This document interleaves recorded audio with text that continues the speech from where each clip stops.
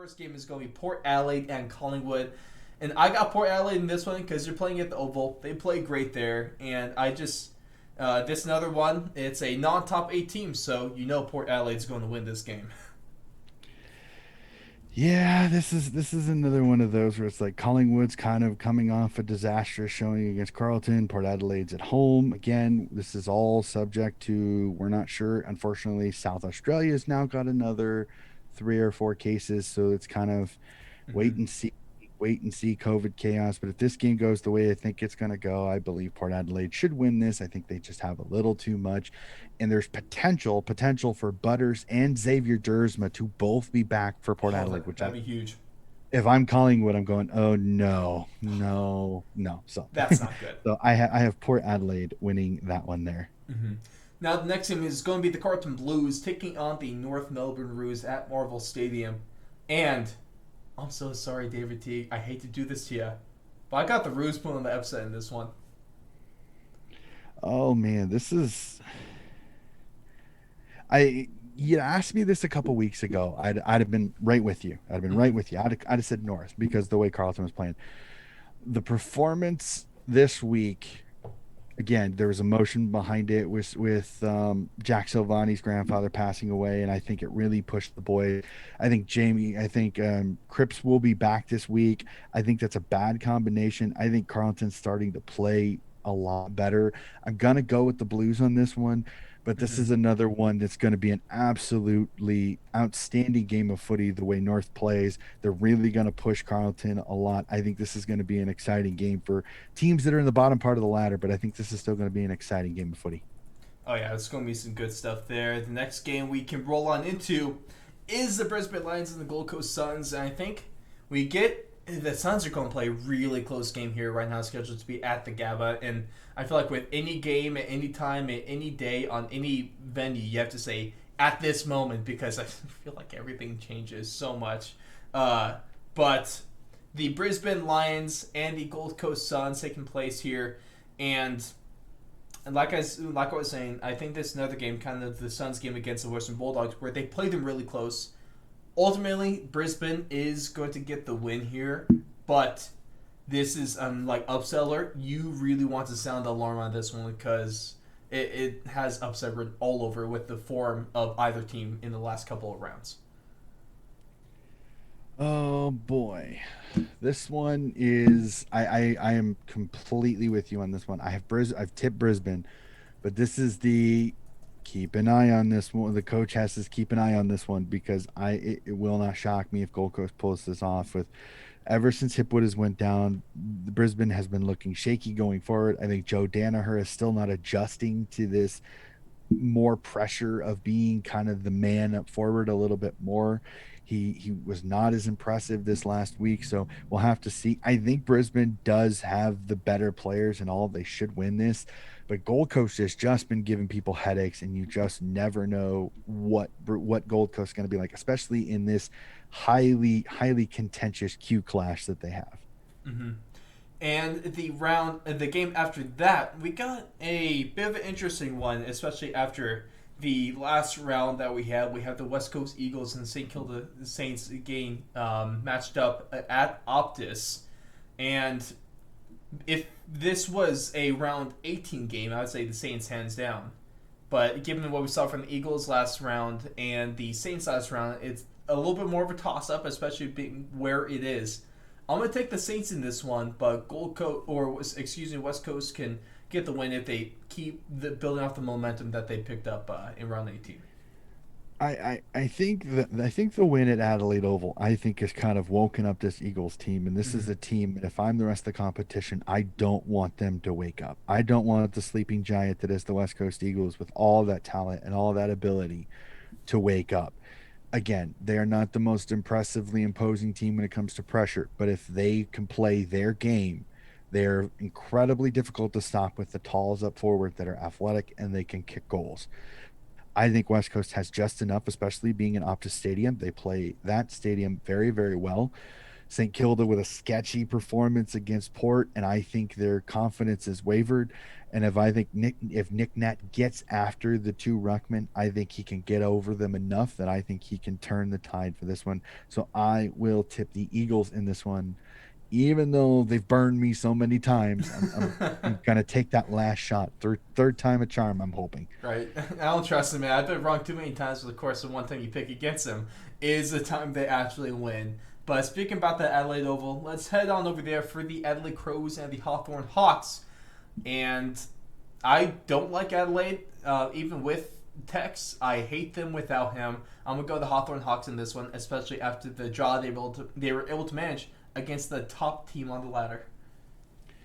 Ooh, being on the road makes me a little leery about this because sometimes when you get a Melbourne team going out of Victoria, sometimes not. But I just don't like the way the Crows are playing right Mm-hmm. now. I think Alistair Clarkson is just he's showing why maybe the secession plan may have been a little premature, but we will see. I will also tip the Hawks on this one, but I think this one is going to be tight. This one is going to be close, and this one is going to be a ball to watch.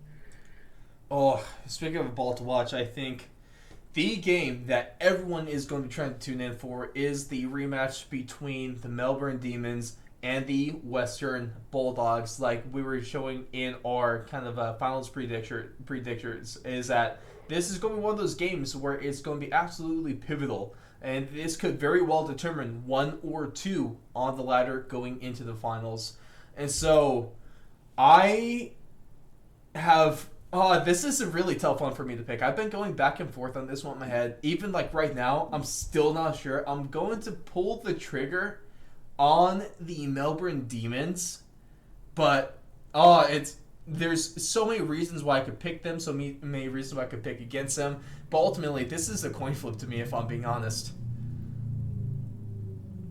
Yeah, this one really is. I'm like you. I sat and I looked at this one and I stared at it because I'm like, well, the way Melbourne has played against Hawthorn, I should pick the Bulldogs. But then I'm like, well, but Melbourne really handled the Bulldogs earlier this season.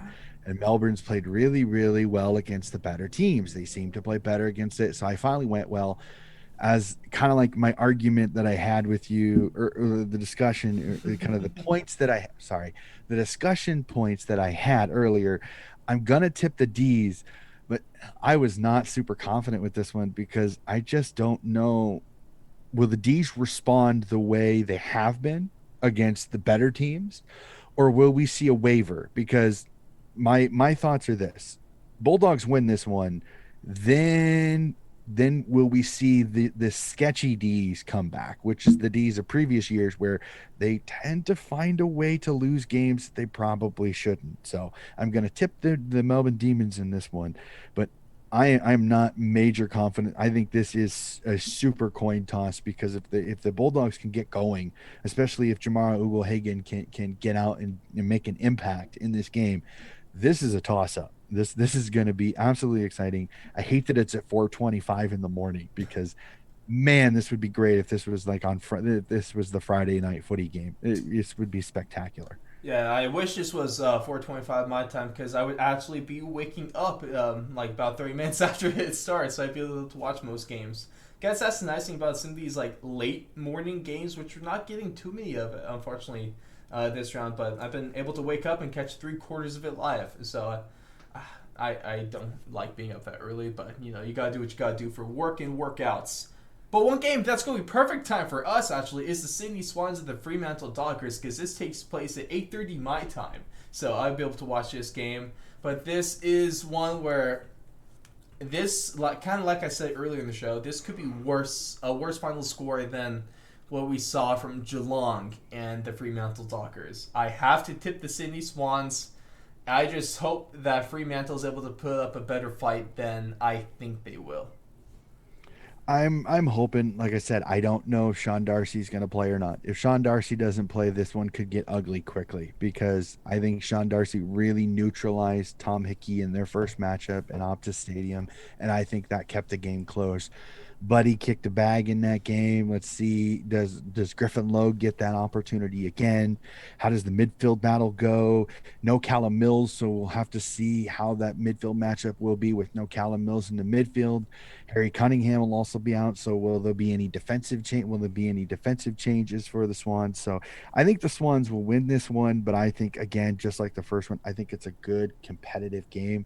Frio just gets after you, knowing this is a chance to knock off an inside the eight team and get themselves back in the hunt to be a finals team. I think it's going to be massive for the Dockers. I just think Sydney has a little too much in this one.